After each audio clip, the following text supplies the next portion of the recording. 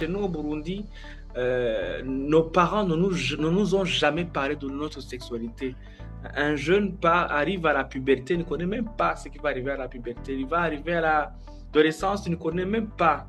Le garçon, il va avoir des poils pubiens, il ne sait même pas ce que c'est. Il va avoir la pollution nocturne, il ne va rien savoir.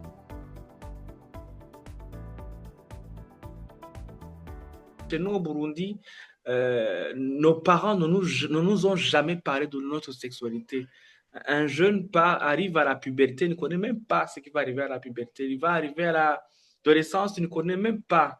Chez nous au Burundi, nos parents ne nous ont jamais parlé de notre sexualité. Un jeune arrive à la puberté, il ne connaît même pas ce qui va arriver à la puberté. Il va arriver à l'adolescence, il ne connaît même pas. Le garçon, il va avoir des poils pubiens, il ne sait même pas ce que c'est. Il va avoir la pollution nocturne, il ne va rien savoir. C'est seulement les filles, les mamans, les mères, seulement les règles. On va leur parler seulement de règles, il faut s'attendre des règles seulement. Mais nous, on ne connaît pas. Donc, les jeunes garçons burundais vont découvrir les sexualités à la puberté, mais ils ne maîtrisent pas ça.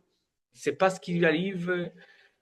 Les informations qu'ils vont avoir, c'est seulement il faut essayer de profiter ça, faire des rapports sexuels avec une fille. À défaut, masturbe-toi. Des fois, donc, ils dévient dans la masturbation, parfois même des pornographies. C'est l'éducation sexuelle qu'ils vont avoir seulement.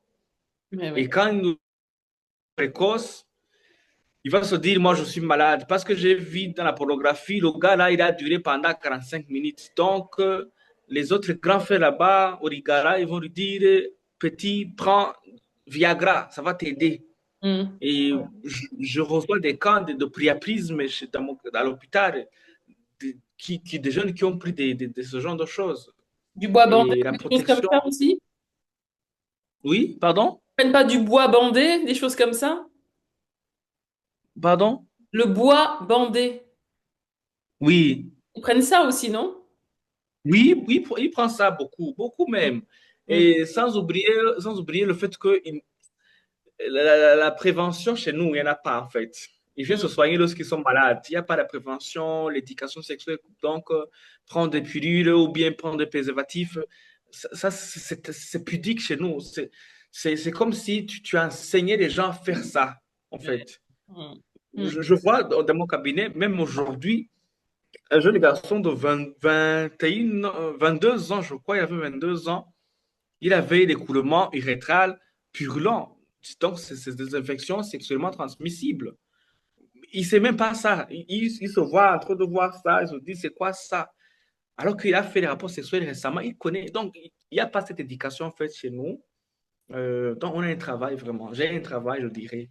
Il n'y a Énorme. pas cette éducation. On n'a pas eu, d'abord, nos parents, ils n'ont pas eu cette éducation. Mhm. Nous-mêmes, on n'a pas eu cette éducation. Donc, on a grandi comme ça.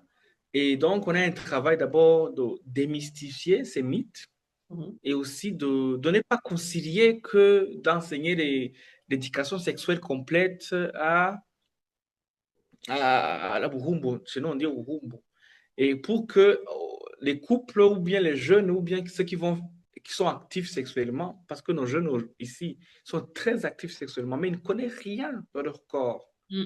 Tu demandes à une femme mariée depuis 5 ans, est-ce que tu es clitoridienne ou vaginale? Tu te dis, ça c'est quoi? Mm. Ça c'est quoi?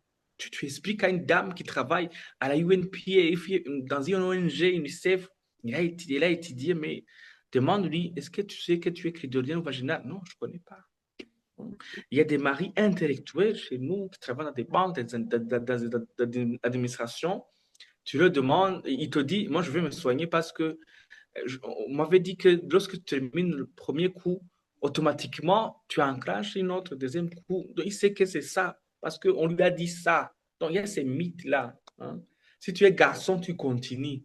Donc, Mm. si tu ne continues pas, C'est pas bon. c'est que tu es malade. C'est ça. Mm. Oui. Et il y a ceux qui disent, il y a des produits pour arranger le pénis. Et, tu vois, ils sont beaucoup ici. Il y a des charlatans ici, même qui vendent ça, des produits, des pommades. Mais moi, je vous dis, c'est du charabia. Mm. Donc, c'est mon monde aujourd'hui, donc, du moins, brièvement. Complètement. Et le fait que tu sois un homme, est-ce que ça te permet de recevoir aussi des hommes et des femmes en consultation?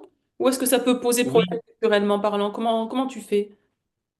les femmes ce sont celles qui sont vraiment très nombreuses. Parce que dit, c'est un jeune, entre guillemets, il est beau, tu vois, Oui. et il se dit, ah, faut que j'aille là-bas. Lui, Ah il va oui. me comprendre, Ouais. tu vois.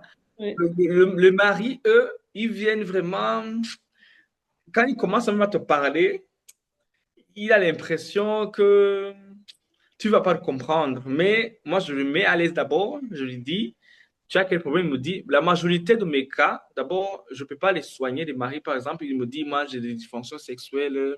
J'arrive pas à avoir la libido depuis 3 ou 2 mois ou une semaine, 2 semaines. Je lui demande, par exemple, est-ce que tu bois la bière? Est-ce que tu fais pas de sport? Quelque chose comme ça. Et puis, la majorité de mes cas, je précise d'abord un examen comme la testostérone pour voir son niveau de testostérone. La majorité des maris, la majorité des Burundais, vraiment, le niveau de testostérone, je ne sais pas si c'est le stress ou bien je ne sais pas quoi, c'est toujours 0, 0, point. Alors que la normale, c'est entre 4, 5 et monter, quoi. Donc, Ok. c'est toujours 0, c'est-à-dire qu'il n'arrive pas à avoir la libido, l'érection.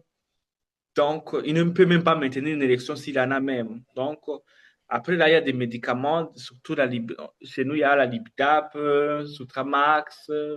Tu le mets sur ce Sutramax, sur Lipidap. Après 1 mois, 2 mois, il te dit, maintenant, ça va, j'ai guéri. Donc, ça Mhm. va.